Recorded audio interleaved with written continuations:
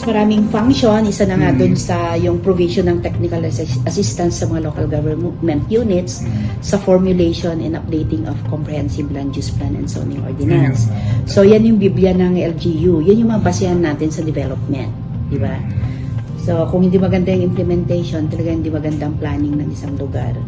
So doon din yung mga basis kasi nila, yung sa zoning ordinance, yung kung paano sila magkakaroon ng return of investment and return on investment doon sa mga inaano natin sa invest nila sa CLUP by ano nila yung implementation ng zoning nila gaya ng pagre-require nila ng locational clearance yan sa development permit for subdivisions function nila yan mag-i-issue sila ng development permit or locational clearance so ang isa yan sa function namin.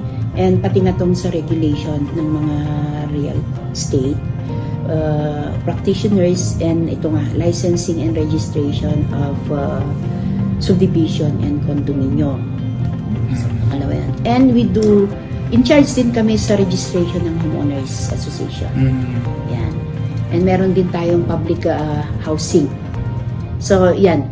Ito yung mga government projects din. Kaya yan, nag-assist kami sa mga LGUs, mga nangangailangan. And now, hinahanap natin yung mga properties ng Ministry of Human Settlements kasi sa amin din yan. And yung ano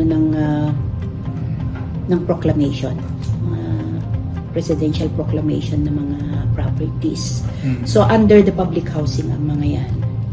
So, meron tayong 5 na divisions. Environment, HOA, public housing, HSED, and yung sa admin. So, yan ang composition ng ating plan. And now, meron tayong additional na special program nga. Ito yung kwan ng 4PH.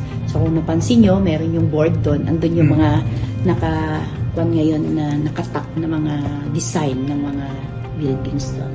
So, meron tayong 5 doon. And, looking forward na by next year, marami na tayong ma-produce na mga units. Actually, hindi department, pero yung mga partners natin, ng mga developers. So, ongoing naman na ang pero ng mga initial development gaya nung sasabi ko nga kanina na nagbabackfilling na sa Kawayan. And sa Ilagan naman is undergoing naman yung kanila.